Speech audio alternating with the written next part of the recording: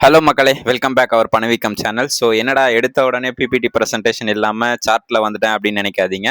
So நம்மளோட target வந்து achieve பண்ணிடுச்சு. ஸோ அதை உங்களுக்கு சொல்லணும் அப்படின்னு சொல்லிட்டு தான் நான் வாங்கின ஸ்டாக்ஸ் டார்கெட் அச்சீவ் பண்ணிடுச்சு அப்படின்றத காட்டுறதுக்காக தான் நான் வந்து உங்களுக்கு ஃபர்ஸ்ட்லேயே வந்து சார்ட்டை காட்டுறேன்.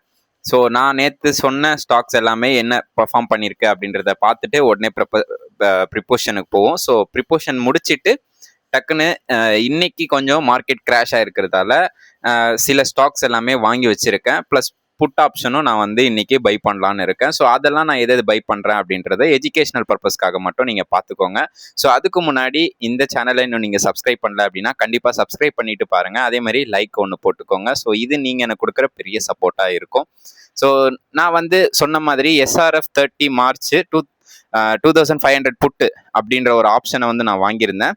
ஸோ அதோட ஸ்ட்ராட்டஜி பார்த்தீங்க அப்படின்னா, நான் இங்கே தான் உங்களை வந்து அதாவது பையே வந்து நான் இங்கே தான் பண்ணணும்னு இருந்தேன். 40 46 ரூபா. பட் ஆனால் நேற்று கீழே விழுந்ததில் ஸோ நான் வெயிட் பண்ணேன். ஸோ இந்த பாட்டம் வந்து ரீச் ஆகுதா அப்படின்னு பார்க்குறதுக்கு. ரீச் ஆன உடனே நான் வந்து பை பண்ண ஆரம்பிச்சிட்டேன். ஸோ பை பண்ண கரெக்டாக வந்து இந்த இடத்துல நான் பை பண்ணியிருந்தா கூட ஃபர்ஸ்ட் டார்கெட் எனக்கு அச்சீவ் ஆயிருக்கும். இப்போ பார்த்தீங்கன்னா 3வது டார்கெட் வந்து அச்சீவ் ஆயிடுச்சு இப்போ வரைக்கும் அப்படின்றது புரிஞ்சுக்கோங்க. அடுத்ததா இந்த ALKEM அதை வந்து நான் கொடுத்துருந்தேன். இப்போ கரண்டா வந்து பாத்தீங்க அப்படின்னா அது வந்து ஒரு சஸ்டைனபிள்ல தான் இருக்கு.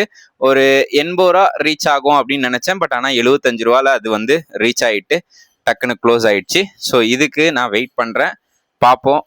ஆனால் இன்னும் நான் வந்து இந்த புட் ஆப்ஷனை செல் பண்ணலை. ஸோ பிடிபி நேற்றே வந்து நான் சொல்லியிருந்தேன், பிடிஎல் அப்படின்றத வந்து நான் வந்து பை பண்ண போகிறேன் அப்படின்னு சொல்லிட்டு. நீங்கள் நான் பார்க்கல அப்படின்னா என் வீடியோஸை நேற்று போய் பாருங்கள். 10th மார்ச் நான் போட்டிருப்பேன். ஸோ அது வந்து என்னோட பையிங் ஜோன் வந்து 20 அதாவது 20 24 வரைக்கும் சொல்லியிருந்தேன். அங்கேருந்து ரீச் ஆனது பார்த்தீங்க அப்படின்னா என்னோட செகண்ட் டார்கெட் ரீச் ஆயிடுச்சு. அதாவது 46 ருபீஸ் வந்து ரீச் ஆயிருக்கு. நான் 45 தான் வந்து டார்கெட் வச்சிருந்தேன். ஸோ அதை ரீச் பண்ணிட்டு அடுத்து டக்குன்னு வந்து கீழே விழுந்திருக்கு. ஸோ ரீச்டு என்னோட போர்ட்ஃபோலியோ அப்படின்றத புரிஞ்சுக்கோங்க. ஸோ நெக்ஸ்ட் எல்லாமே நான் வந்து எடுத்து வச்சிருக்கேன். ஸோ அது பார்க்கறதுக்கு முன்னாடி நம்ம ப்ரீபிடி ப்ரெசன்டேஷன் வந்து பார்த்துட்டு வந்துடலாம். ஸோ இன்னைக்கு இந்தியன் ஸ்டாக் மார்க்கெட்டோட ரிப்போர்ட் எல்லாத்தையும் 1 by 1 பார்ப்போம். அதுக்கு முன்னாடி வந்து இன்னைக்கு நம்ம எதை பற்றி பார்க்க போகிறோம் அப்படின்றத வந்து ஜஸ்ட் ஒரு அனலைஸாக நான் சொல்ல போகிறேன். ஸோ அஜெண்டா பார்த்தீங்க அப்படின்னா மார்க்கெட் ஓப்பன் ஆனது என்னது, க்ளோஸ் ஆனது என்னது, அதே மாதிரி குளோபல் மார்க்கெட் நியூஸ் என்ன இருக்குது, ஜியோபொலிட்டிக்கல் என்னவா போயிட்டு இருக்கு, டெக்னிக்கல் ட்ரெண்ட் என்னவா ஆயிட்டு இருக்கு, அதே மாதிரி கம்பெனி ஏர்னிங்ஸ் எதனா இருக்கா, ப்ளஸ் வந்து டாப் 3 ஸ்டாக்ஸ் வந்து என்னவா இருக்கு இப்போதைக்கு, கெய்னர் அண்ட் லூசர் அனலைஸ் பண்ணியிருக்கேன். அதே மாதிரி இன்வெஸ்ட்மெண்ட் ஸ்ட்ராட்டஜிஸ் வந்து நான் எப்பவுமே உங்களுக்கு சொல்ல போறேன். ஸோ அதுபடி பார்த்தீங்க அப்படின்னா இந்தியன் மார்க்கெட் பற்றி தான் நான் வந்து ஃபர்ஸ்ட் பேசலான்னு இருக்கேன். இன்னைக்கு பார்த்தீங்க அப்படின்னா ஒரு 1060 பாயிண்ட் வந்து சென்செக்ஸ்ல இறக்கி விட்டாங்க. அதே மாதிரி நிஃப்டி வந்து பாத்தீங்க அப்படின்னா 304 பாயிண்ட் வந்து இறக்கிருக்காங்க. இப்போ கரண்டா நிஃப்டி வந்து அதோட ஹைல இருந்து 2000 பாயிண்ட் இறங்கி இருக்கு. ஸோ இதை வந்து நான் முன்னாடியே ப்ரிடிக்ட் பண்ணது தான். நேற்று உங்ககிட்ட நான் சொல்லியிருந்தேன். ஸோ நேற்று வந்து ஒரு பாட்டம் ஃபிஷ்ஷா இருக்கு. ஸோ வாங்கி நல்ல ஒரு ஹை போன உடனே வித்துட்டு வெளியே வராங்க அது அப்படின்னு சொல்லியிருந்தேன். அதாவது ஷார்ட் டேர்ம் ட்ரேடர்ஸ் வந்து விளாடுறாங்க இந்த டைம் அப்படின்னு சொல்லி. ஸோ அதுபடி பார்த்தீங்க அப்படின்னா மார்க்கெட் சென்டிமெண்ட் பேரிஷாக தான் இருக்கு, ஹெவி வாலண்டலியா இருக்கு. இதுக்கு மெயின் ரீசன் வந்து ஜியோபொலிட்டிக்கல் இஷ்யூஸ் தான். ஸோ அதில் வந்து நம்ம மெயினாக பார்க்க வேண்டியது என்ன அப்படின்னு பார்த்தீங்க அப்படின்னா இன்னைக்கு சென்செக்ஸ் வந்து ஃப்ளாட்டாக தான் ஓப்பன் ஆச்சு. நல்லாவே வந்து ஒரு கால் ஆப்ஷனை கொடுத்துச்சு, அதாவது ஒரு ஹையை கொடுத்துச்சு. பட் ஆனால் ஒரு ப்ரெஷர் வந்துச்சு. அதாவது துபாயில் வந்து 2 இடத்த வந்து மறுபடியும் ஈரான் வந்து அட்டாக் பண்ணியிருக்காங்க. ஸோ இதனால அவங்களோட ஏர்போர்ட் எல்லாத்தையுமே க்ளோஸ் பண்ணியிருக்கோம் அப்படின்ற மாதிரி ஒரு நியூஸ் வந்துடுச்சு. அதே மாதிரி பார்த்தீங்க அப்படின்னா ஸ்ட்ரைட் ஆஃப் ஹார்மோன்ஸை வந்து ஃபுல்லாகவே நாங்கள் இப்போதைக்கு க்ளோஸ் பண்ணுறோம். US ஆர்மி வந்து ஸ்ட்ரைட் ஆஃப் ஹார்மோன்ஸை தொடவே முடியாது அப்படின்னு ஈரான் வந்து சொல்லிட்டாங்க. ஸோ இதை வச்சு இன்னைக்கு பார்த்தீங்க அப்படின்னா அப்படியே கிராஜுவலாக இறங்க ஆரம்பிச்சது தான் நம்மளோட இந்தியன் மார்க்கெட்டு. கண்டினியூஸாக இறங்கிட்டே இருந்தது. செல் ஆஃப் பயங்கரமாக இருந்துச்சு அப்படின்னு தான் சொல்லணும். ஸோ செக்டார் வைஸாக பர்ஃபார்ம் பண்ணது யார் அப்படின்னு பார்த்தீங்க அப்படின்னா ஃபர்ஸ்ட் ஃபார்மா தான், செகண்ட் மெட்டல், அதே மாதிரி ஐடி வந்து ஓரளவுக்கு சஸ்டெயின் இருந்துச்சு. அதாவது 0.4% வந்து இன்னைக்கு வந்து ஒரு ஐடி ஓரளவுக்கு மேஜரான இதுவாக இருந்துச்சு. இன்னைக்கு நல்ல அடி வாங்கினது என்ன ஸ்டாக் அப்படின்னா, அதாவது செக்டார்னு பார்த்தீங்க அப்படின்னா ஆட்டோ செக்டார் தான். ஆட்டோ செக்டார் பஜாஜ் ஆட்டோ ஆகட்டும், இல்லை லக்ஷ்மி ஆட்டோ ஆகட்டும், இவங்க எல்லாருமே இன்னைக்கு கீழே விழுந்ததுக்கு மெயின் ரீசன் வந்து எல்பிஜி கேஸ் தான். ஸோ எல்பிஜி கேஸ் வந்து இப்போதைக்கு இந்தியாவில் கொஞ்சம் தட்டுப்பாடாக இருக்கிறதால ஸோ எல்பிஜிக்கு மூவ் ஆகிறவங்க கொஞ்சம் கஷ்டப்படுவாங்க. ஸோ அதனால வந்து அவங்களோட சேல்ஸ் அஃபெக்ட் ஆகும் அப்படின்றதால ஆட்டோ செக்டார் எல்லாத்தையும் போட்டு அடிச்சிருக்காங்க. ஸோ ஓவராலாக பார்க்கும்போது FMCG, reality, banking, auto around 0.5 to 2% வரைக்கும் இன்னைக்கு கீழே விழுந்திருந்தாங்க. ஸோ இதுதான் வந்து இப்போதைக்கான மெயின் பர்ஃபார்மன்ஸு. ஸோ இதில் வந்து அவுட் ஆஃப் பர்ஃபார்மன்ஸ் இன்னைக்கு பண்ணது என்னென்ன ஸ்டாக்னா, ஃபார்மாஸ் பிளஸ் மெட்டல் தான் இன்னைக்கு செக்டாரில் வந்து அவுட் ஆஃப் பர்ஃபார்ம் பண்ணுச்சு. அண்டர் பர்ஃபார்ம் பண்ணது பேங்கிங் பிளஸ் ஆட்டோ தான். அடுத்ததா குளோபல் மார்க்கெட் பார்ப்போம். ஸோ குளோபல் மார்க்கெட்ல வந்து யுனைடெட் ஸ்டேட், அதாவது யூஎஸோட டவுஜோஸ் ஆகட்டும், இல்லை S&P 500 ஆகட்டும், இது எல்லாமே ஓரளவுக்கு ஃப்ளாட்டாக தான், மிக்சடாக தான் இருந்துச்சு இன்னைக்கு நேற்று மார்க்கெட் க்ளோஸில். அதில் வந்து பார்த்தீங்க அப்படின்னா ஏஐ பீட் வச்சு ஆரக்கல் அப்படின்ற ஒரு ஸ்டாக் வந்து 10% வந்து இன்க்ரீஸ் ஆயிருந்தது. அதுக்கான மெயின் ரீசன் வந்து நான் அடுத்த பேஜில் வச்சுருக்கேன், அது சொல்கிறேன். ஸோ ஏஷியன் பிக்ஸில் பார்த்தீங்க அப்படின்னா ஏஷியா ஸ்பெசிஃபிக்கில் நிக்கி வந்து மிக்சடு ட்ரெண்டில் தான் க்ளோஸ் ஆச்சு. அதே மாதிரி NIOARD அப்படின்றது வந்து ஒரு 15% வந்து ஏறி இருந்துச்சு. ஸ்ட்ராங் சிப் சேல்ஸ் வந்து பயங்கரமாக இருந்துச்சு TSMC பொறுத்த வரைக்கும், அதாவது தாய்வானோடது. ஸோ சிப் ஸ்டாக்ஸ் எல்லாமே அட்வான்ஸ்டாக இருந்தது இப்போதைக்கு கரண்ட் மார்க்கெட் சுச்சுவேஷனில் அப்படின்றத புரிஞ்சுக்கோங்க. அடுத்தது ஈரோப்பு. ஸோ ஈரோப் பார்த்தீங்க அப்படின்னா பாண்ட் ஹீல்டு வந்து ரைஸ் ஆகிருந்தது. ஸோ இது வந்து பெரிய ஒரு மைனஸாக வந்து ஆல் ஓவர் வேர்ல்டுக்கு பார்க்கணும். ஈரோப்புக்கு எஃபெக்ட் ஆகுதானா தான் அடுத்து இந்தியாவுக்கும் எஃபெக்ட் வரும் அப்படின்றத புரிஞ்சுக்கோங்க. அதே மாதிரி US பட்ஜெட் ஃபேர் வந்து வெயிட்டேஜாக இல்லை. ஸோ எனர்ஜி ஸ்டாக் எல்லாமே வாலண்டரியாக இருந்துச்சு பயங்கரமாக ஈரோப் ஸ்டாக்கை பொறுத்த வரைக்கும். ஸோ வார் ரிஸ்க் தான் ஓவரால் சென்டிமெண்ட் அப்படின்றத புரிஞ்சுக்கோங்க. அடுத்தது யூஎஸ் மார்க்கெட் அப்டேட்ஸ் பார்ப்போம். ஸோ யூஎஸ் மார்க்கெட்டில் வந்து டவுஜோஸ் வந்து மிக்சடாக தான் இருந்துச்சு. பட் ஆனால் ஒரு ஸ்டாக் மட்டும் ஓரளவுக்கு மிக்சடாக இருந்தாலும் டவுன் ட்ரெண்டுக்கு போகாமல் இருந்தது காரணம் வந்து இந்த ஆரக்கல் தான். ஸோ ஆரக்கல் வந்து ஏர்னிங்ஸ், அதாவது குவார்டர்லி ஏர்னிங்ஸ் வந்து விட்டுருந்தாங்க. அதில் பார்த்தீங்க அப்படின்னா அவங்களோட இன்ஃப்ராஸ்ட்ரக்சர் ரெவன்யூ அப்படின்றது வந்து 84% க்ரோத் ஆகிருக்கு. இதில் வந்து ஸ்ட்ராங்காக வந்து நாஸ்டாக் அதை வந்து புஷ் பண்ணியிருக்கு அப்படின்னு தான் சொல்லணும், இந்த ஏஏயோட ஏர்னிங்ஸ் ரிப்போர்ட்டை வச்சு அப்படின்றத புரிஞ்சுக்கோங்க. ஸோ மெயினாக வந்து ஏஐ ஸோ அது அந்த பபுளை தான் வந்து இவங்க வந்து மெயின்டைன் பண்ணிக்கிட்டே இருக்காங்க. S&P 500 பார்த்தீங்க அப்படின்னா அரௌண்ட் 0.1% தான் க்ளோஸ் ஆயிருந்துச்சு. நாஸ்டாக் வந்து பெருசாக வந்து எதுவும் இன்ஃப்ளேஷன் இந்த மாதிரி எந்த ஒரு ரிஸ்கான ஒரு ஸ்டேட்மெண்ட்டும் இப்போதைக்கு இல்லை. ஸோ இப்போதைக்கு கரண்ட்டாக இருக்கிறது US இன்ஃப்ளேஷன் டேட்டா வந்து கண்டினியூஸாக வாட்ச் பண்ணிகிட்டு இருக்காங்க, வரும். அதே மாதிரி ஈரான் வார் என்ன ஆக போகுது, ஆயில் ஸ்பைக் ஆகுறது, அதே மாதிரி இன்ஃப்ளேஷன் ரிஸ்க்கு. ஸோ இது எல்லாத்தையுமே வந்து பார்த்துட்டு தான் ரெட் கட்டு எல்லாமே வந்து நம்ம பார்க்க முடியும். அடுத்ததாக வந்து பார்த்தீங்க அப்படின்னா ஜியோபொலிட்டிக்கல் தான் பார்க்கணும். ஸோ ஈரான் த்ரெட் என்னென்ன அப்படின்றத பார்ப்போம். So oil supply distribution risk வந்து கண்டிப்பாக இருக்குது. ஆயிலில் வந்து ஒரு பிரச்சனை இருக்குது தட்டுப்பாடு ஆகிறதுக்கு.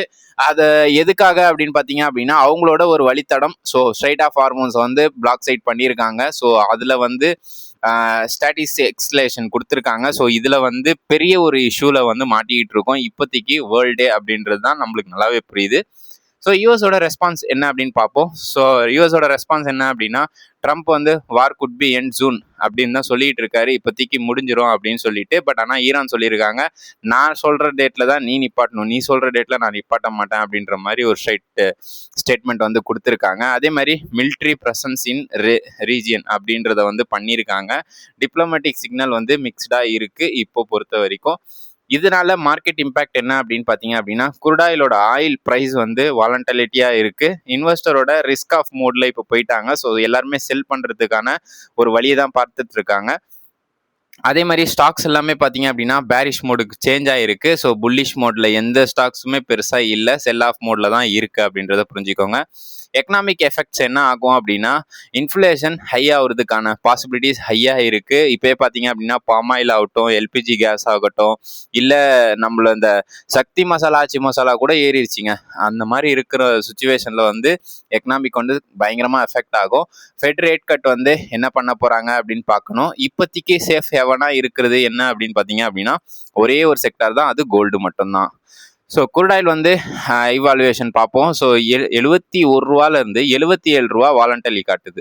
ஸோ இது எல்லாமே வந்து பயங்கரமான ஒரு டிஸ்அட்வான்டேஜாக நான் பார்த்துக்கிட்டு இருக்கேன் குரூட் ஆயிலை பொறுத்த வரைக்கும். பிகாஸ் ஆஃப் அது வந்து வாலண்டலிட்டியாக இருந்துச்சு அப்படின்னா நம்மளோட இன்ஃப்ளேஷனும் வாலண்டலியாக போகிறதுக்கான வாய்ப்பு அதிகமாக இருக்குது.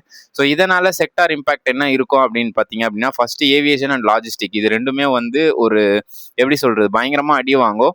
அடுத்தது ஓஎம்சி, அதாவது ஆயில் மார்க்கெட்டிங் வந்து பயங்கரமாக வந்து கிராஷ் ஆகிறதுக்கான வாய்ப்பு இருக்குது. அடுத்தது ஆயில் இந்தியா, ஓஎன்ஜிசி இது எல்லாமே மிக்ஸ்டு ப்ளஸ் ரெவன்யூ வர்சஸ் காஸ்ட்டுன்னு பார்க்கும்போது ரெவன்யூ கம்மியாக இருந்தாலும் காஸ்ட் வந்து உங்களுக்கு அதிகமாக இருக்கிற மாதிரி ஆகிடும். ஃபார்மா எஃப்எம்சிஜி வந்து ஸ்லைட்லி இன்புட் காஸ்ட் வந்து அதிகப்படுத்துவாங்க. ஸோ ரினியூவபிள் எனர்ஜியை பொறுத்த வரைக்கும் demand boost long term. So அதனால் அது ரினியூவபிள் எனர்ஜிக்கு ஒன்றும் பிரச்சனை கிடையாது. இதனால் கோல்டு சில்வர் எதனா ப்ராப்ளம் வருமா அப்படின்னு கேட்டிங்கன்னா ஸ்ட்ராங் ரேலி தான் இருக்கும், ப்ராப்ளம் வராது. ஸோ டெக்னிக்கல் ட்ரெண்டு பார்ப்போம். ஏ அண்டு செமிகண்டக்டர் தான் இப்போதைக்கு பூம் ஆக போகுது. அதை எது பேஸ் பண்ணி நான் சொல்கிறேன் அப்படின்னா ஆரக்கல் ரெவன்யூ வச்சு தான். ஸோ 84% வந்து ஏ இன்ஃப்ராஸ்ட்ரக்சர் வந்து பயங்கரமாக வந்து அவங்களோட க்ரோத்தை கொடுத்துருக்காங்க.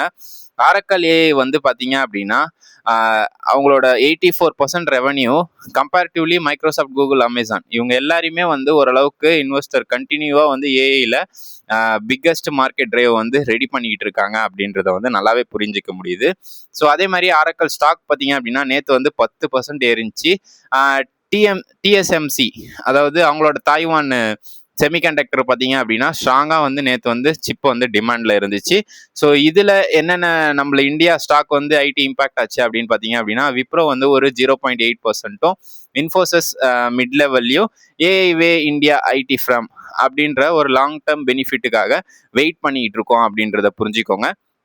ஸோ அப்போ நம்ம ஃபோக்கஸ் பண்ண வேண்டியது மெயின் என்ன அப்படின்னா இந்த செமிகண்டக்டரை வச்சு தான் அடுத்த ஸ்டாக்ஸ் எல்லாமே மூவ்மெண்ட் இருக்கும் அப்படின்றதையும் புரிஞ்சுக்கோங்க. ஸோ அடுத்ததாக இவி அண்ட் ரினியூவபிள் எனர்ஜியை பார்ப்போம். ஸோ இவியில் பார்த்தீங்க அப்படின்னா இவி செக்டாரில் பெருசாக வந்து ஸ்ட்ராங்கான அதாவது குவார்டர் ரெவன்யூ பீட் பண்ணோம் அப்படின்ற மாதிரி குளோபலாக வந்து பார்க்குறாங்க. பிகாஸ் ஆஃப் இந்த ஆயில் வந்து நம்ம இதுக்கப்புறம் நம்பக்கூடாது அப்படின்றத வந்து நல்லாவே புரிஞ்சு வச்சுருக்காங்க. ஸோ அதுபடி பார்த்தீங்க அப்படின்னா நல்ல ஒரு க்ரோத் இருக்கும். ஸோ ஈவியை பொறுத்த வரைக்கும் ரினியூவபிள் எனர்ஜி நம்ம சொல்லவே தேவையில்ல, அதோட யூட்டிலிட்டி ஆகட்டும் இல்லை சோலார் டிமாண்ட் ஆகட்டும் இந்த மாதிரி ஆயில் ப்ரைஸ் ஆகட்டும் இது எல்லாத்தையும் மோஸ்ட்டாக வந்து ரினியூவபிள் எனர்ஜி தான் வந்து சேஞ்ச் பண்ண போகுது. ஸோ இதனால் வந்து பயங்கரமான ஒரு வளர்ச்சியை வந்து கண்டிப்பாக கொண்டு வரலாம் நம்ம இந்தியாவுக்கு அப்படின்றதையும் புரிஞ்சுக்கோங்க. அடுத்ததாக கம்பெனி ஏர்னிங்ஸ் பார்ப்போம். ஸோ கம்பெனி ஏர்னிங்ஸில் இன்றைக்கி ஆயில் இந்தியாவோட Q3 அது வந்து வந்திருந்தது. அவங்க வந்து பார்த்தீங்க அப்படின்னா நெட் ப்ராஃபிட் வந்து 1195 கோடி. ஸோ அதை வந்து இயர் ஆன் இயர் பார்க்கும்போது 10% வந்து கீழே விழுந்திருக்கு, ஸ்டெபிளாக இருக்குது, இயர் ஆன் இயர் ஃப்ளாட்டாக வந்து க்ளோஸ் ஆகிருக்கு. ஸோ டிவிடெண்ட் வந்து அனௌன்ஸ் பண்ணியிருக்காங்க, ₹7 per ஷேருக்கு வந்து டிவிடெண்ட் பண்ணியிருக்காங்க. ஸ்டாக் ரியாக்ஷன் வந்து பார்த்தீங்க அப்படின்னா நெகட்டிவ்ல தான் இருந்துச்சு. ஸோ பிகாஸ் ஆஃப் அந்த இயர் ஆன் இயர் 10% வந்து கீழே விழுந்ததுக்கான ரீசனாக இருக்கலாம். அதர் மார்க்கெட் ஏர்னிங்ஸ் பார்த்தீங்க அப்படின்னா அமேசானோட தான் 37 பில்லியன் பாண்ட் ரைஸ் ஆகிருக்கு. ஸோ ஓரளவுக்கு எல்லாமே வந்து ஒரு கண்டினியூஸாக வந்து கேபிட்டலைசேஷனை ஏற்றுறதுக்கு தான் பார்க்குறாங்க அவங்களோட ஓவரால் ஸ்டாக் மார்க்கெட்டோட ப்ரைஸை.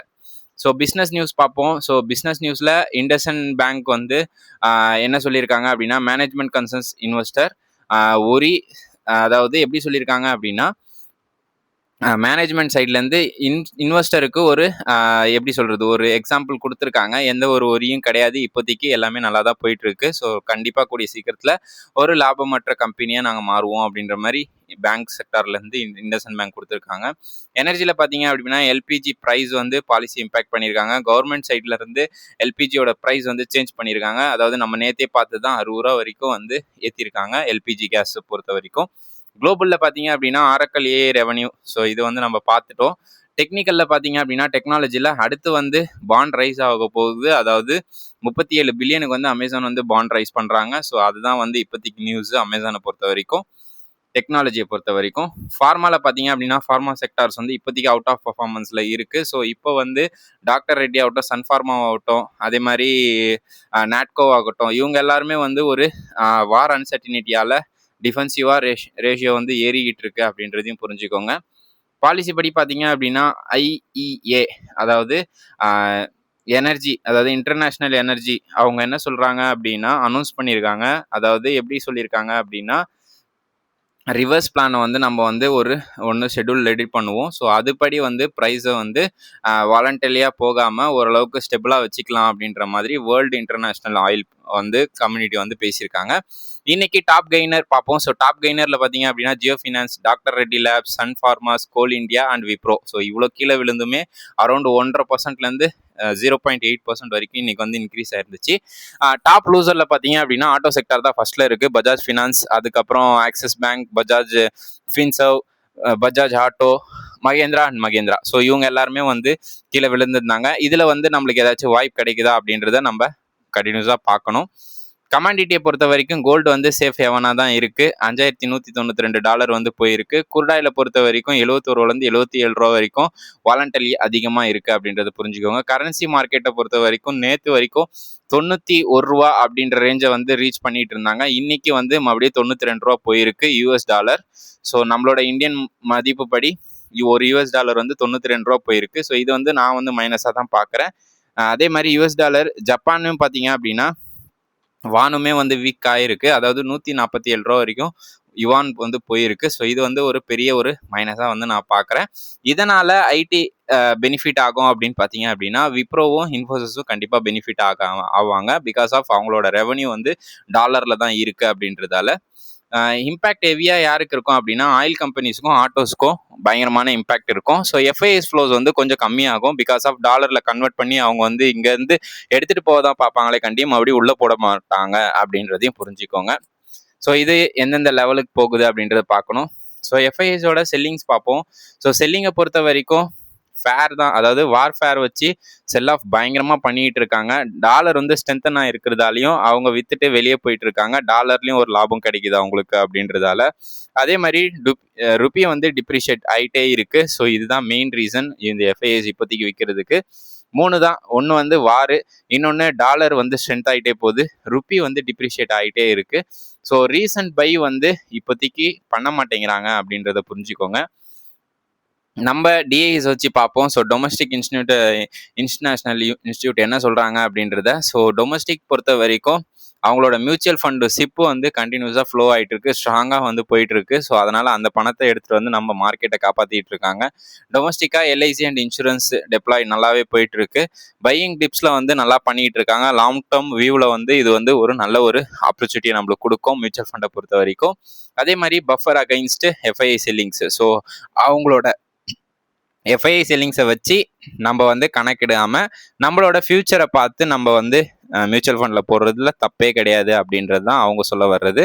ஸோ இன்வெஸ்டர் ஸ்ட்ராட்டஜி நம்ம வந்து ஆல்ரெடி பேசியிருக்கோம். ஷார்ட் டேர்மில் என்ன பண்ணணும், லாங் டேர்மில் என்ன பண்ணணும். ஷார்ட் டேர்மில் வந்து செல் ரேலி, அதாவது நல்ல ஒரு ரேலி கொடுக்குது அப்படின்னா செல் பண்ணிட்டு வெளியே வர்றதுக்கு தான் இப்போ வந்து ஷார்ட் டைமில் என்ட்ரி கொடுக்கணும்.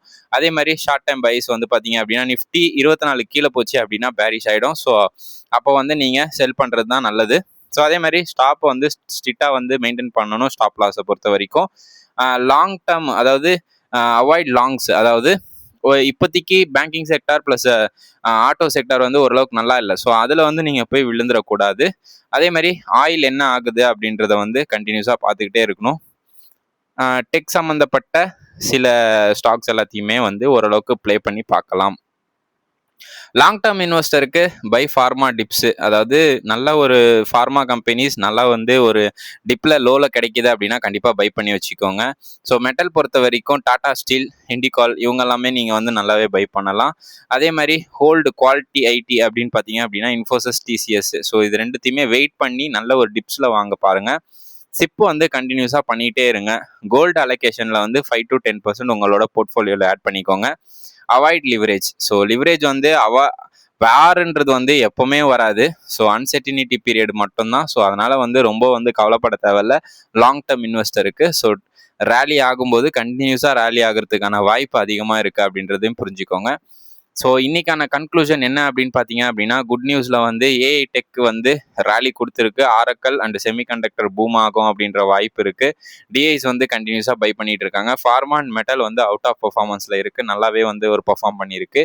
ஐஇஏ ஆயில் ரிலீஸ் பிளான் வந்து பண்ணியிருக்காங்க. ஸோ ப்ரைஸ் வந்து காஷியஸாக இருக்கும் அதுக்கப்புறம் அப்படின்றத வந்து புரிஞ்சிக்க முடியுது. கோல்டு ரேலி வந்து கண்டிப்பாக இருக்குது. ஸோ அதனால் உங்கள் போர்ட்ஃபோலியோவில் ஆட் பண்ணி வச்சுக்கலாம். அடுத்ததாக பேட் நியூஸில் வந்து ஈரான் யூஎஸ் வார் வந்து எஸ்கலேஷன், ஆயில் சப்ளை வந்து பயங்கரமான பயன்படுத்துறதுல இருக்கு. எஃப்ஐஎஸ் வந்து நெட்டாக செல் பண்ணிக்கிட்டே தான் இருக்காங்க. ருப்பி வந்து 92 ரூபாய்க்கு மேலே வந்து சஸ்டெயின் ஆகிட்டு இருக்கு. இன்ஃப்ளேஷன் ஸ்பைக் வந்து ரிஸ்க் இருக்கு. ஸோ ஃபெட் கட் வந்து கண்டிப்பாக இருக்கும், டிலேவாக ஆகலாம் அப்படின்ற மாதிரி சொல்லிட்டு இருக்காங்க. ஸோ பேங்கிங் செக்டாரை பொறுத்த வரைக்கும் இப்போதைக்கு ஒரு டவுன் ட்ரெண்டில் தான் இருக்குது. ஆட்டோ செக்டாரும் ஸோ சிம்லர். ஸோ டுமாரோட அவுட்லுக் என்ன அப்படின்னா, நிஃப்டி சப்போர்ட் வந்து 23,700 தான். So resistance 24,200. ஸோ இது ரெண்டுத்தையுமே வந்து நீங்கள் பயங்கரமாக பார்த்து வச்சுக்கோங்க. ஸோ என்னென்ன மெயினாக பார்க்கணும் அப்படின்னா, ஈரானோட டெவலப்மெண்ட் அடுத்தது என்ன இருக்குது, யூஎஸோட இன்ஃப்ளேஷன் டேட்டா என்ன வருது, குருடாயிலோட லெவல்ஸ் என்ன அப்படின்றத வந்து கண்டிப்பாக நீங்கள் தெரிஞ்சு வச்சுருக்கணும். ஸோ இது பார்க்குறதுக்கு முன்னாடி, அதாவது நம்மளோட ஸ்டாக்ஸு இது எல்லாத்தையுமே எஃப்என்டோஸ் நான் என்ன வாங்க போகிறேன் அப்படின்றது எல்லாத்தையும் நாளைக்கான வீடியோஸில் வந்து நான் வந்து உங்களுக்கு டிஸ்கஸ் பண்ணுறேன். இப்போ வந்து கரண்ட்டாக வந்து நம்ம என்னென்ன வாங்கலாம் அப்படின்றத வந்து நம்ம பார்ப்போம். ஸோ ஃபஸ்ட்டு பார்த்தீங்க அப்படின்னா இந்த பஜாஜ் ஃபின்ஸ் தான். ஸோ பஜாஜ் ஃபின்ஸ் வந்து ஆட்டோ வந்து நான் சொல்லியிருந்தேன் செக்டார் வந்து சரியில்லை அப்படின்னு சொல்லிட்டு. ஸோ அதனால் வந்து பஜாஜ் ஃபின்ஸில் 30 மார்ச் 270 புட்டு ஆப்ஷனை வந்து நான் வாங்கலான்னு இருக்கேன். ஸோ இதோட என்ட்ரி லெவல் வந்து 10 ரூபாலேருந்து 13 ரூபா வந்துச்சு அப்படின்னா நான் வாங்குவேன். ஸோ இதோட செல்லிங் ப்ரைஸ் வந்து பார்த்தீங்க அப்படின்னா 18 ரூபாலேருந்து 30 ரூபா. ஸோ ஃபர்ஸ்ட் டார்கெட் 18 ரூபா, செகண்ட் டார்கெட் 30 ரூபா. ஸோ நீங்கள் பார்த்துருப்பீங்க இந்த டார்கெட் எப்படி நீ கரெக்டாக அச்சீவ் பண்ணியிருக்கு அப்படின்னு சொல்லிட்டு. ஸோ அதுபடி பார்த்தீங்க அப்படின்னா இதுவும் கை கொடுக்கறதுக்கான வாய்ப்பு அதிகமாக இருக்குது. எஸ்ஆர்எஃப்பும் நம்மளோட டார்கெட்டை வந்து அச்சீவ் பண்ணிடுச்சு. ஸோ அதனால் வந்து நான் அதை ரிமூவ் பண்ணிடுறேன். ஸோ அடுத்ததாக பார்த்தீங்க அப்படின்னா ஆர்பிட்டல் தான். ஸோ இது வந்து பார்த்தீங்க அப்படின்னா 30 மார்ச் 1440 புட் ஆப்ஷனை வந்து நான் வாங்க போகிறேன். ஸோ அதோட ரேஞ்ச் இப்போ கரண்ட்டாக வந்து எங்கே போயிட்டு இருக்கு அப்படின்னா 32 ரூபா. ஸோ நான் வந்து 20 ரூபாலேருந்து 25 ரூபா போச்சு அப்படின்னா கண்டிப்பாக இதை வந்து நான் பை பண்ணுவேன். ஸோ அங்கேருந்து ஒரு ரேலி கொடுத்துச்சுன்னா எங்கே வரைக்கும் கொடுக்க வாய்ப்பு இருக்குது அப்படின்னு பார்த்தீங்கன்னா 35 ரூபாலேருந்து 47 ரூபா வரைக்கும் இதோட வாய்ப்பு இருக்குது. ஸோ இதை வந்து நான் கண்டினியூஸாக வாட்ச் பண்ணுவேன். அடுத்ததாக லோதா தான். ஸோ லோதா டெவலப்பர் பார்த்தீங்க அப்படின்னா 30 மார்ச் 850 புட்டு தான் நான் வந்து வாங்கலான்னு இருக்கேன். ஸோ இதோட கரண்ட் ப்ரைஸ்லேருந்து 15 ரூபாலேருந்து 20 ரூபா வரணும். ஸோ இப்போ வந்து கரண்ட்டாக 22 ரூபா போயிட்டு இருக்கு. ஸோ 15 ரூபாலேருந்து 20 ரூபா வந்துச்சு அப்படின்னா நான் பை பண்ணுவேன். இந்த இடம் தான் பையிங் ஜோனாக நான் இதை வந்து கன்சிடர் பண்ணியிருக்கேன்.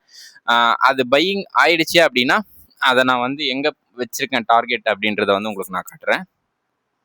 டார்கெட் வந்து பார்த்தீங்க அப்படின்னா 30 ரூபாலேருந்து 40 ரூபா. ஸோ இதோட ஸ்ட்ராட்டஜி எல்லாமே நான் வந்து உங்களுக்கு எக்ஸ்பிளைன் பண்ணுறேன் எதனா ஒரு நாள் ஃப்ரீ டைமில். பட் ஆனால் இப்போதைக்கு நான் எதை வந்து பை பண்ணுறேன் அப்படின்றத மட்டும் நீங்கள் தெரிஞ்சு வச்சுக்கோங்க. அடுத்ததாக வந்து நம்ம நிஃப்டி 50 பார்ப்போம். ஸோ நிஃப்டி 50ல என்ன ஆயிருக்கு அப்படின்றத. நிஃப்டி 50 பொறுத்த வரைக்கும் ஃபிபனாச்சி போட்ட வரைக்கும் இப்போ என்ன காட்டுது அப்படின்னா கரெக்டாக வந்து அதோட எப்படி சொல்கிறது, ஒரு க்ரீன் ஜோனை வந்து அது வந்து கடக்க போகுது. ஸோ அதாவது 200 டேஸ் மூவிங் ஆவரேஜ் வந்து கீழே விழுந்துருச்சு. ஸோ இப்போ வந்து கரண்ட்டாக வந்து ஒரு டவுன் ட்ரெண்டை நோக்கி தான் போயிட்டு இருக்கு நிஃப்டி. ஸோ இதோட நெக்ஸ்ட் சப்போர்ட் எங்கே இருக்கு அப்படின்னு பார்த்தீங்க அப்படின்னா, இமிடியேட் சப்போர்ட்னு பார்த்தீங்க அப்படின்னா 23,600. ஸோ அது கீழே விழுந்துச்சு அப்படின்னா 23,300 சில்லற தான் இருக்கு.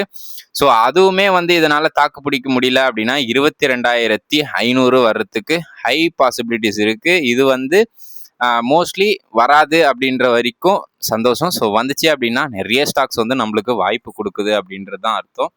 ஸோ சென்செக்ஸை பொறுத்த வரைக்கும் நான் ஆல்ரெடி சொன்னதான். ஸோ நம்மளோட சப்போர்ட்டை தொட்டுட்டு அடுத்த ரெசிஸ்டன்ஸை வந்து நோக்கி போச்சு. பட் ஆனால் அதனால் போக முடியல. மறுபடியும் நம்மளோட சப்போர்ட்டுக்காக வந்துகிட்டு இருக்கு. ஸோ இங்கே ஃபர்தராக இந்த சப்போர்ட்டை வந்து உடச்சிச்சு அப்படின்னா கரெக்டாக வந்து அதோட இமிடியேட் சப்போர்ட் ஜோனை தாண்டி லாங் டேர்ம் சப்போர்ட் ஜோனாக வந்து 72,600 தான் இருக்குது. ஸோ அதாவது நிஃப்டி 22 போச்சு அப்படின்னா சென்செக்ஸ் 72 போகிறதுக்கான வாய்ப்பு அதிகமாக இருக்குது. ஸோ அந்த டைமில் நம்ம எதை பை பண்ணலாம் அப்படின்னு பார்த்தீங்க அப்படின்னா சிஜி பவர் கண்டிப்பாக பை பண்ணலாம். ஸோ இப்போ வந்து கரண்ட்டாக 726 ரூபா இருக்குது. இது வந்து ஒரு நல்ல ரேலி கொடுத்துருந்தது. ஸோ அதனால் இப்போதைக்கு கொஞ்சம் வெயிட் பண்ணி டிப்பில் வாங்குறது நல்லது. ஸோ இப்போ வாங்குறது கொஞ்சம் மோசமான இடம். அடுத்தது இந்த பிஎஸ்சி தான். ஸோ பிஎஸ்சி பார்த்தீங்க அப்படின்னா இதுவுமே வந்து ஒரு நல்ல ரேலி கொடுத்துருந்துச்சு. ஸோ இந்த மார்க்கெட் சுச்சுவேஷன்லையும் ஒரு 9% வந்து ரெக்கவரி கொடுத்துருந்துச்சு ஒரு வீக்கில். பட் ஆனால் இப்போ வாங்காதீங்க, வெயிட் பண்ணுங்கள். வாரி இப்போ வாங்கலாமா கேட்டிங்கன்னா கண்டிப்பாக வாங்கலாம். பிகாஸ் ஆஃப் வாரி வந்து ஒரு நல்ல ஒரு லெவலில் வந்து கிடைக்குது. ஸோ வாரி யாருனா வாங்கணும் அப்படின்னு நினைச்சீங்க அப்படின்னா கண்டிப்பாக கன்சிடர் பண்ணுங்க. பட் ஆனால் உங்களோட ஃபினான்ஷியல் அட்வைசரை மட்டும் நீங்கள் டிஸ்கஸ் பண்ணி பண்ணுங்க. நான் சொன்னேன் அப்படின்றதுக்காக நீங்கள் பை பண்ணாதீங்க. கெய்ன்ஸ் டெக்னாலஜி பொறுத்த வரைக்கும் வாங்கலாம். ஸோ கெய்ன்ஸ் டெக்னாலஜியும் ஒரு நல்ல டிப்பில் தான் இருக்குது. ஸோ கன்சிடர் பண்ணுறவங்க கண்டிப்பாக இதை கன்சிடர் பண்ணிக்கிட்டே இருங்க. ஸோ என்ன மக்களே, இன்னைக்கான வீடியோ எப்படி இருந்தது அப்படின்றத கமெண்ட் செக்ஷனில் சொல்லுங்கள். ஸோ கண்டிப்பாக சப்ஸ்கிரைப் பண்ணிட்டு பார்ப்பீங்க அப்படின்றத நம்புகிறேன். தேங்க்யூ.